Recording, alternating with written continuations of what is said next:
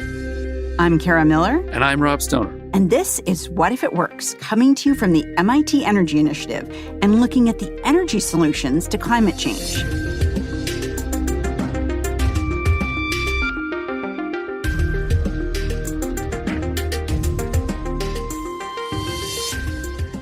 Today, large parts of the world just don't have enough energy. So how do they transition to cleaner sources when, for many people, that's not the real priority? In the work I do, I have to very actively recognize that I am very ignorant about many facets of a problem and actively try to educate myself from the perspectives of different stakeholders around the problem. That's Amos Winter, a professor of mechanical engineering at MIT. And he's got a knack for looking at technical problems a little bit differently than most people. And he's tackled a lot of technical problems, from designing a wheelchair that's usable and affordable in Tanzania. When you're working in a resource-constrained setting, that often means lowering cost or using maybe a more constrained set of parts, like bicycle parts for a wheelchair, to creating a prosthetic foot that fits the market in India. Can we have something that's mass manufacturable and cheap and rugged? But as developing countries seek to solve more problems, need more power, and consider the pros and cons of renewable energy, one of Winter's big beliefs is that you have to tackle a whole system. And when you've got a system that's created for a set of circumstances and resources in Tanzania or in India, sometimes you uncover solutions that provide significant insights into how to make systems in developed countries more energy efficient. Approaching these large-scale challenges often brings into play the idea of design thinking, which has gotten a lot of attention in both business and academia over the last couple of decades.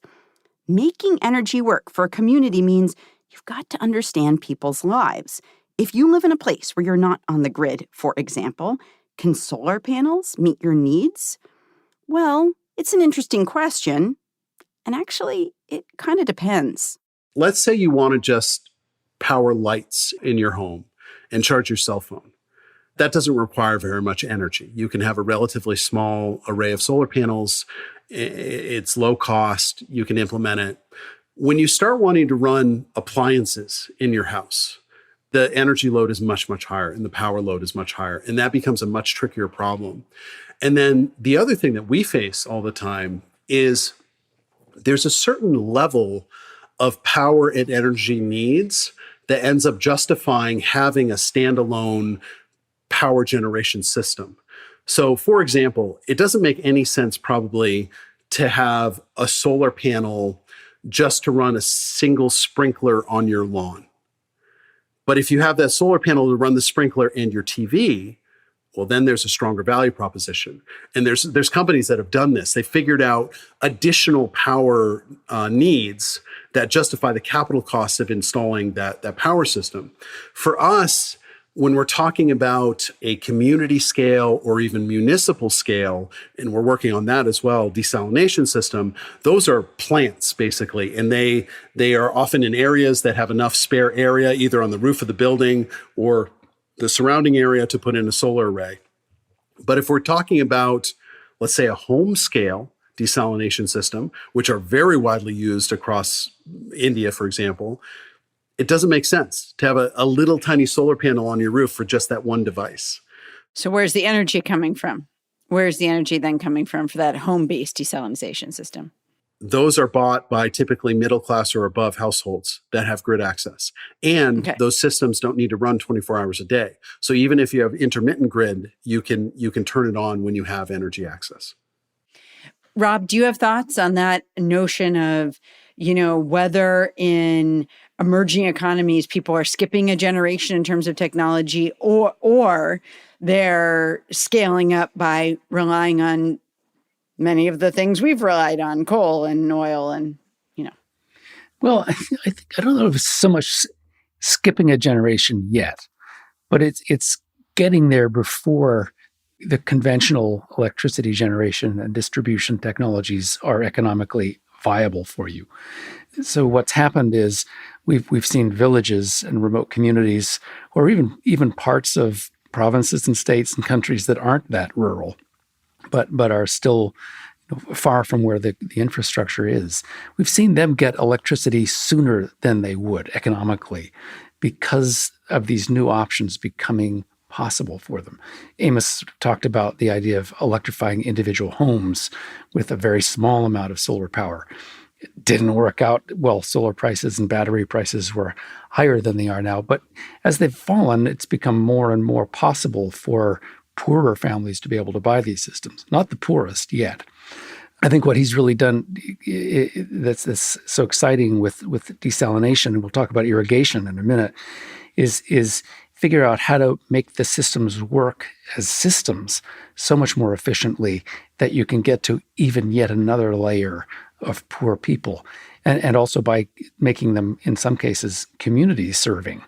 You can access people who individually couldn't afford them, but as a community can afford them. And I think that's exciting. It's sort of providing public infrastructure using these engineered systems. Rob is touching on such an important point. And I boil that down to the question of how can you do a task, but with less energy than we do it with in the US and Europe. And I think I talk to like consumer product companies, and they realize there's just massive fortunes to be made to figure out who can make the air conditioners and the refrigerators and the ovens and these higher power appliances and amenities that you can't run on small microgrids right now just because of the power draw. We're going to talk more about irrigation, but also desalination, that like we are always trying to do the task with less energy to drive costs down. But in this regard too, just make the energy that can be viable and available more usable to do more tasks that add value to people's lives. So are you saying that there's a race right now, kind of behind the scenes, even in wealthier countries, to pull bits of energy out of air conditioning or freezers or whatever, and then money is to be made at scale? Or are you talking more about in poorer countries? So that race is there, of course, like, the Energy Star appliances and all that stuff. That's been around forever. And that's, Rob can speak more knowledgeably about this than I can, but that's appealing to consumers because of cost energy. It's appealing for like a green mentality. I think there's subsidies for some of those things. I'm talking about step changes though, like thinking about how can you do a task with like half to a tenth the amount of energy as we use in the US. And that excites me. And that is what we have done in a lot of our work. Like in the desalination work I talked about previously, we've lowered the power system size. Well, we've cut all the batteries out of it. That's a massive, massive capital cost. Sometimes we actually want to use bigger solar panels that are less efficient because of the overall benefits of the rest of the system. Like it's often cheaper to buy more solar panels than you need than trying to buy batteries and buffer all the energy you need in batteries so you can use it at night. It's just better to get more energy during the day and blow it then. So yeah, all these energy drivers that dictate design decisions, I think are fascinating. Human behavior comes into making that system work well sometimes too, right? Absolutely. I mean, you can overpower the system during the day with bigger solar panels and get the batteries out of zero, but people have to decide to use the system during the day. Mm-hmm. And it's interesting to watch how communities adapt their behavior to the availability of energy. I wish we did that more in developed countries. Yeah, like in our irrigation systems, when we did our first pilots, we found that many of the farmers would miss irrigation events they were supposed to do because they had to pray. These were in Muslim countries. And we hadn't built in those blackout hours yet. And so you're exactly right, Rob. You have to design all of this around the people's behavior. It's not just a tech problem. We have the idea of demand response in the West, where people are paid to modify their behavior because it's cheaper to pay them than to add extra infrastructure investment to make it possible for them to do any old thing anytime they want. It hasn't really had the impact that we've wanted it to have because they want to do stuff when they want to do it. I think this is such a good point too, to bring this back to talking about design thinking. I think as we look to a green future and climate change and energy reduction, all these things, I feel like too often we depend on, well, people will change. And people don't change very easily, and people tend to do what they want most of the time. So I think the real sweet spot is if you can find solutions where people can still do what they want and have what they want, but just by default, they do something better for the environment. I find that people are much more willing to do these things when they're off grid than when they're on grid. And I think the reason is that when you're connected to the grid, you're buying electricity from a system that's being managed by financial wizards and people who are building the system with the idea that it's going to be paid off for many, many, many decades. So a unit of electricity that you buy is inconsequential. But you wouldn't, of course, be willing to personally make the $1 billion investment that it took to get the electricity there. When you're building a off-grid power system, you're faced with that capital investment. Even if you're able to borrow the money and pay it off slowly, you're not going to pay it off for 50 years the way we pay off the grid. You're going to pay it off in 3 years. And it's painful to do that. And so they're much more willing to buy into the idea that they're going to modify their behavior if they can get away with this much smaller upfront capital investment. And I've seen that in microgrids in rural communities, in solar home systems, in solar pumps. It's an interesting phenomenon. It's too bad we don't have to pay with cash up front for the wires that come into our homes, or I bet we buy smaller ones. I've noticed it a lot in electric cars in the last year, where I think there was a slump in sales over the last 6 months or so. Aside, Amos is a huge car guy, so yeah, all ears prick up. But car guy aside, I think what's happened is that you initially had early adopters who liked the new tech and want to be green, and so they were buying electric cars. And then as you get near the mass market, electric cars right now cannot deliver in all the use cases that a gasoline or diesel powered car can do still in terms of range and fill up time and towing capacity and all these things. And I think that has slumped the market. And so probably most people recognize that internal combustion is a real negative contributor to climate change. They also have other needs in their life, and you can't be a farmer in Iowa that has to pull a trailer 500 miles a few times a week with an electric truck. The energy doesn't work out. And so in my work, we have to very much recognize this in like our irrigation, in that we can't really ask the farmers to do anything that would be looked at in their eyes as a detriment to their business or put them at risk or like not grow as many crops or be arduous to use. And it's a very similar dynamic in that I think most farmers recognize climate change as a huge issue for the agriculture industry. They know water is stressed, but they also want to maximize their crop growth. So if they have access to water, they're going to use it, right?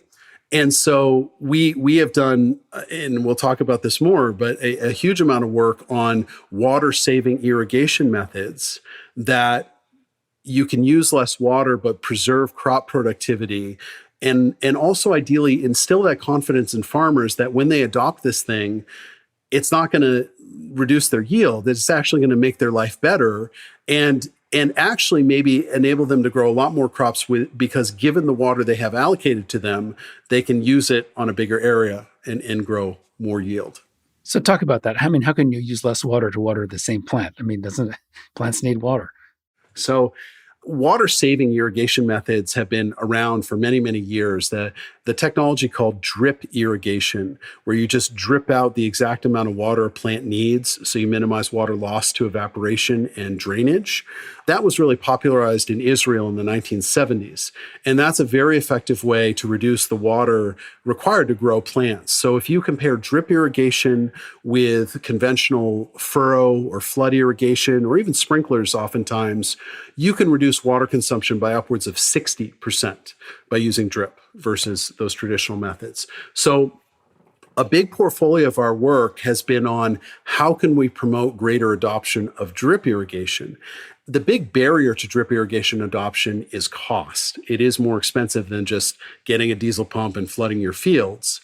And particularly in the markets where we work, where we don't necessarily have grid access, power cost is really the biggest cost driver. And that power can be a diesel pump, both the capital cost and the recurring cost of that energy, or it can be a solar power system. Both are about equivalently expensive when you look at it over 10 years. So a big area of our work has been addressing how much power and energy does it require to move water through a drip irrigation system.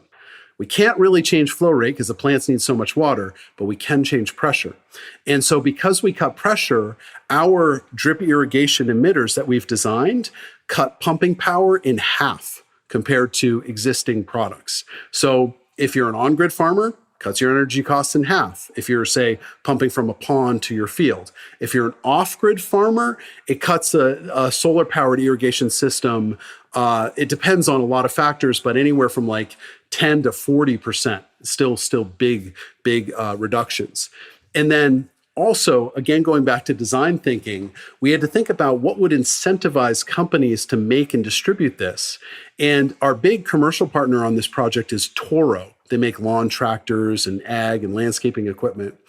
And they really instilled in us that for their bread and butter markets like the US, farmers are not so sensitive to energy, even though they can save energy costs. But what Toro was sensitive to was the size of the emitters that they make. And if we can make them smaller, they're cheaper. And if we can make them smaller as well, we can ship more of them in a container to a production facility where they're put into the pipe. So they're much cheaper to distribute. And so we have come up with drip emitters that are half the size of Toro's previous products. And that completely changes their business model. So now they can centrally manufacture these emitters and do it under very high precision quality control, and then put them inside a box, ship them anywhere in the world, and then insert them into the pipe locally. And you do that because when you ship just emitters, they're really densely packed in a box. But when you make piping, there's a lot of air in the pipe, so you never want to ship that over a long distance. And it's been really fun working with Toro's marketing department in the Middle East and North Africa, where we do our work, because they've instilled in us that this ability to accommodate a much wider pressure variation and run much longer lines has huge economic advantages to farmers, because they need less piping, like big piping, what are called submains, between the fields. They can just run longer hoses basically and get rid of some of that infrastructure. So even though drip irrigation emitters are more expensive, they can actually save costs on other capital equipment by running longer lines. So ironically, these countries are getting wealthier. People are getting wealthier and moving into the middle class as they get the benefit of having these technologies. How can we ensure that in the future, as they become advanced economies, they don't adopt our bad habits and give up all these lovely frugal habits and system scale thinking that is required with these sorts of systems? Is it possible, in other words, that we're going to skip the revolution and go back to the same old sloppy habits that we've adopted? The way I think about this is a few ways. One, when you're talking about water-stressed countries, you have an incentive to not be wasteful. Like the Middle East and North Africa just doesn't have the spare water we do in the United States. So, that's a totally different scenario. The second, in terms of being a designer, is thinking about how can you save water and incentivize farmers to adopt your technology, because the benefits of it are so much that it would be foolish to go back to a more wasteful practice. And that has been critical in our irrigation work in how we design system controllers. So I haven't talked about this yet, but the other big portfolio we have is how we very judiciously use water and use energy. So at every point in the growth cycle of a plant, we're figuring out how much water does the plant need to maximize its growth potential? How do we not waste water to evaporation and drainage? And how do we account for weather variation every day and how that affects evaporation and transpiration and water loss out of the soil? So what we've created is a control system that every day is predicting weather using machine learning, is knowing where the plants are in the growth cycle, is figuring out the exact amount of water the plants need in order to get water to maximize productivity, but not waste any. And it does that every single day as the weather changes. And it's also tracking what the farmers do. Let's say they forget to turn on the pump or turn on a valve or something. It will accommodate for that if there's a water deficit.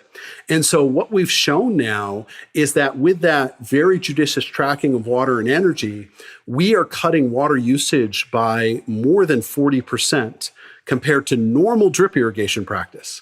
So that already cuts water enormously. We can cut it by another 40%. And we're also cutting energy use by about 40% compared to traditional solar irrigation solutions. So that has huge benefits, energy and water. But what's cool about it as well is hearing farmers' feedback about it, because we were really wary of whether farmers would want to adopt something that kind of steps in for them and makes decisions for them. And in that work, we had to go through a huge amount of farmer interaction and storyboarding how the controller would work with pictorial diagrams of how they would interact with it, and get that confidence that farmers were saying, yeah, we could use this. This makes sense. We could interact with it this way on our phone. And then the feedback we keep hearing from farmers who have interacted with it is that they like that decision-making capability. They want ways to reduce water and reduce costs and reduce energy. And they also know that they can override it. They still have manual control, but they've actually wanted that intervention that can help them grow more crops and save water, or use the water they have on a wider field to grow even more crops. There's a long history around service learning programs in academia where you have students going to a village to work on some project. And the villagers are like, well, what do we get out of this in the end? And companies look at it and they're like, well, there's no scalable model here. But I think if you go at it from the standpoint of saying, hey, company, there's this massively underserved market that has tremendous purchasing power that you could engage and it would dramatically grow your business. And then also discuss with farmers, what would make a meaningful impact on their lives and why would they be incentivized to adopt a solution? That informs you in such a powerful way to make something that's actually viable. And I literally have these meetings with Toro where we're doing market projections in the Middle Eastern market versus the US market. And the market size is smaller in the Middle East, but the growth potential is much larger than in the US. So in terms of absolute revenue increase, they're actually pretty similar with our technology portfolio.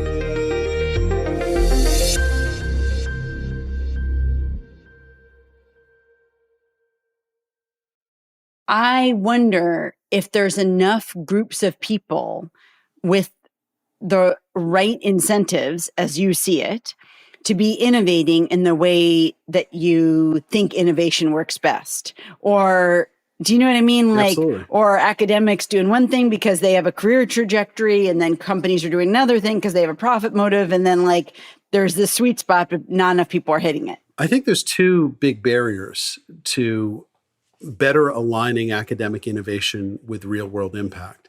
The first is the incentive structure. You can be an excellent, accomplished academic by having ideas that you can raise some money around, writing papers on that, getting your colleagues to cite them, and repeating. But there's nothing inherent in that process that necessarily translates out to real world impact. And the second, I think, is a lack of skills necessarily to do what is really product design, where most great technical minds who are particularly fundamental scientists, they've never done ethnographic work. They're not working, on field sites, interacting with end users. It's a totally different skill set. And it also takes a lot of time and money to do that upfront problem definition work, but also the development of a technology in collaboration with stakeholders in a real life environment. We spend crazy amounts of money setting up desalination systems across the world, but the information we get is so valuable because we're not only seeing how they run technologically, we're seeing how people interact with them and what they like about them. So this is actually a really good segue to how I've been trying to address this on a more holistic scale at MIT. And so a year ago, I became the director of the K. Lisa Yang Global Engineering and Research Center, or GEAR Center. And the point of this whole center is to help grow the impact potential of academic research by addressing these barriers that I just talked about. So the main tasks of the center are first to have a team of people, well-seasoned researchers that can go out, do the field work to find really compelling, high-impact problems, but also distill the research questions out of them that they can be brought back to MIT, where we can then engage collaborators and say, do the great research you're amazing at, but please focus on these targets. We'll fund you, and we'll also have our team integrate with you so we can have your students working in the field. We can help you build field prototypes so we keep evolving the technology towards impact. And then the final part of the center is having a lot of applied engineering ability to not only make prototypes, but also do technology transfer. Because an Achilles heel often of academic innovation is, let's say you have this brilliant idea, but you don't have a student who wants to start a company around it. We have staff that we can bring in as future founders of companies, or who can work with existing companies to facilitate technology transfer through licensing agreements. I think what you're talking about broadly is how we can provide people with products or services that are delivering the capabilities and characteristics that they value. It's the best blender, or it's the best lawnmower, or it's the best irrigation system, or the best prosthetic knee. It doesn't have to be best, though. It has to be one you want to use. It's good where I want it to be good. Yeah. I'm not making a trade-off that I'm conscious of. And that seems to me the sort of golden fleece of engineering design. If we could really get there with everything, then we could be not knowingly making sacrifices in our choices and yet doing the right thing in spite of ourselves. Or is that a stupid objective? No, the reason I chimed in about the word best is that best drives so much product development in wealthy countries. You know, you hear about the new whiz-bang features of the new iPhone, 15, and you're trying to get that little bit better, or horsepower in cars, which is just so arbitrary.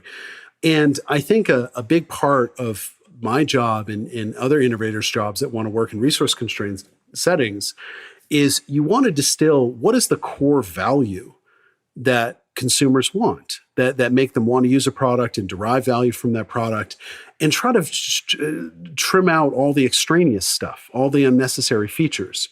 But then the other side of that coin is you can think about what specific features may resonate with users from different markets. So an example of this is going back to the wheelchair we talked about at the beginning. In developing countries, people would not ride in cars very often, particularly in rural areas. In the US, they ride in cars all the time. So we had to make our wheelchair frame collapsible and the wheels removed really quickly. The chairs look very similar between US and developing countries, but that feature was critical to engage the US market so it was transportable in a car. And yet it still has all of the other advantages. It might cost a little bit more, but not a lot. Yeah, and it retains the core value, which is the ability to propel yourself on a diversity of terrains very fast and efficiently, and with an architecture that's easy to repair using bike parts. So when you think about the energy transition, just from what you've seen a lot of the world, both here in the US and in poorer parts of the world. What's your thinking around how well we're doing, how well we will do at creating the systems to make that transition? I think it all depends on what the pressures are that will drive that adoption. I think when you can create a cleaner solution that doesn't introduce any drawbacks and is easy to adopt, that's the best win. You know, if a Rivian truck could pull a 7,000-pound trailer 1,000 miles in a day, oh my God, that would be amazing. But it's not there yet. It can't do it. I think in the absence of those like one-to-one or even better replacements, you have to add pressure from other standpoints. And it can be policy pressure, economic pressure. What I think is a bit myopic sometimes is when the governments get together and say, okay, we're going to hit these goals, but there's not a real game plan of like how to get there. Or even when like GM says, oh, we're going to make all our vehicles electric by like 2035.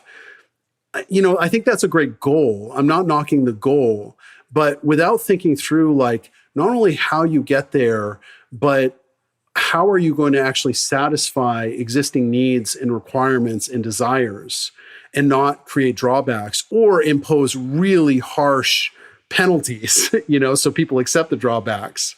I don't know how you get there. Yeah, you got to pay the piper too much. Yeah. It reminds me of what you talked about with ethnography too. Like, you can't necessarily criticize somebody for having range anxiety about their car, even if you can show them on a spreadsheet, see, you don't normally drive very far, so you shouldn't worry. But also that one time you go to the in-laws' house 1,000 miles away for Christmas, and you can't get there and you're stuck charging in the middle of the night, that makes a big difference, even though it's one time. Yeah. We look at this actually, like our desal systems are never 100% reliable because of the cost implications. To produce a given amount of water every single day, like even when it's cloudy and raining out with a solar powered system, is nuts. So we have to figure out, kind of feel out, well, what's good enough? And I actually love working in agriculture because plants through evolution have figured this out. A plant doesn't need an exact amount of water every day, otherwise it dies. No, they've got buffer built into them. So if we just play within that buffer, we can actually be pretty sloppy and still do pretty well. So there must be those natural buffers built into anything. I mean, cooking. Yeah, you don't starve to death if you miss a meal. Heating your home or cooling your home. You don't need to be at 72.0 degrees at all times. You can tolerate all kinds of excursions. Where do you think the big opportunities are to kind of think this way and take advantage of those buffers, besides the ones you've already mentioned? I think it always depends. And it's so culturally, it depends on cultural context every time. I'll give you an example. One of our big lessons we got out of a partner we worked with in India on desalination is how people in India over the last 20 years have developed a palate for very low salinity water that had been treated with reverse osmosis. So brands that you would know like Aquafina or Dasani in the US, they have very, very low salt content in them. And you can maybe pick up the taste a little bit different than say like a well water, which may be higher. So why this was important to us is we had designed our early systems around World Health Organization standards of what is healthy to drink. And we realized from our partners in India that healthy to drink water would have too high of a salt content. And you and I probably wouldn't pick up on it, but people in India would. So we had to lower the salt content of our produced water, which had an enormous energetic cost. It literally doubled the energy we had to put in to desalinating the water. But I'm glad we caught that because it would have very likely created rejection of the product water we make. Now, that's not the case everywhere. In a flip side contrast, we also work in the Navajo Nation. And in the Navajo Nation, people will often drink quite salty water, brackish groundwater. And so there, it might be very acceptable to have World Health Organization standard water that, would taste normal to us, taste normal to people in the Navajo Nation, but not taste right in India. Knowing your customer. Yeah, definitely. And customers are different everywhere. Have you ever done focus groups in a rural community in India or a Navajo Do Nation? all the time. Oh, really? Huh. All the time. Yeah. Not only focus groups, we will take storyboards of a particularly new technology that we haven't designed or invented yet and say, here's how we envision you would maybe interact with it. What do you think? And we go through that kind of imagination game. And that was tremendously valuable in refining our controller for irrigation systems and how it interfaces through a cell phone. That is what created the app that we run now, and we're refining it now to make it even better. But yeah, we do farmer field days where we get people together and present the technology and demonstrate it and get their feedback. We do lots of focus groups and one-on-one interviews. So we've done that very recently in the Navajo Nation, which is also very water stressed, but is an incredibly unique community because people are so dispersed. The advantage India has is you have much higher population concentrations, even in rural areas. So there's an economic justification for having like a community scale system that can serve a few thousand people who are all within walking distance. In the Navajo Nation, you have like 3 families in walking distance. And so to do a centralized kind of big capital cost system there doesn't make any economic sense. And we recently did a study, we're finishing a publication on this now, where we do the economic modeling, and we found that individual home scale systems make much more economic sense, including the service model of like how many repairmen do we need for this community where they're driving all over the Navajo Nation, but with a few service people, we can actually make sure these systems run reliably. And we actually learned that service model from an Indian partner that makes home scale desalination systems. So we knew the frequency and the type of repairs and the cost of repair that was actually economically viable. What is the project you're really excited about? Like, what's next? What are you working on? Well, with the advent of Gear Center that I'm leading now, we are focusing on three primary thrusts, which are the water, energy, food nexus, climate change mitigation and adaptation, and global health technologies.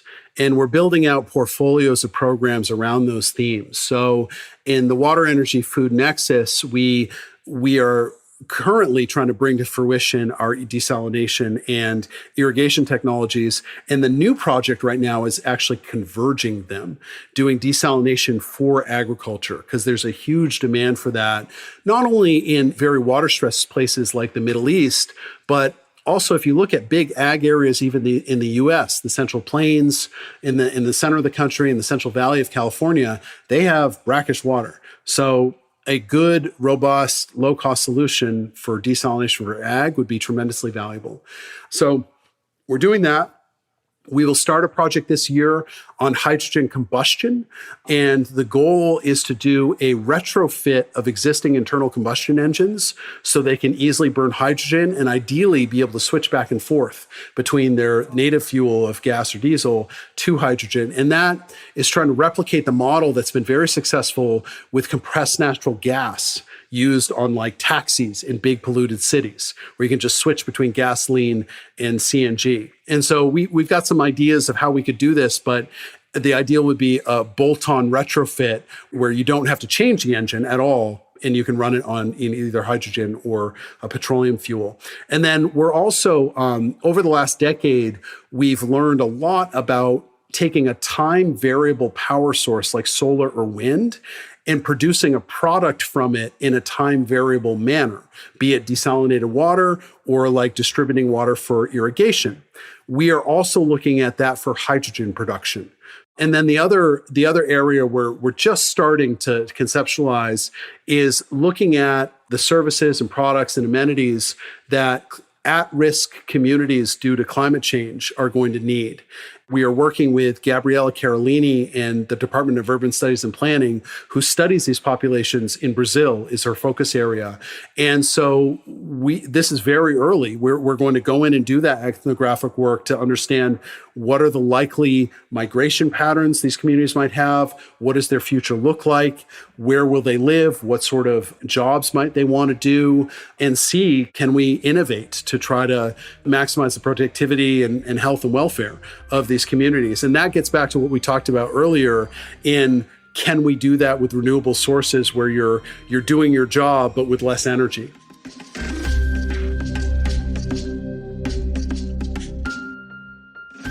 Wow. A ton of work, a ton of projects to check back in on. Yeah. Amos Winter, professor of mechanical engineering at MIT. Thank you so much. This is great. Thank you. Thanks, Amos. What If It Works is a production of the MIT Energy Initiative. If you like the show, please leave us a review or invite a friend to listen.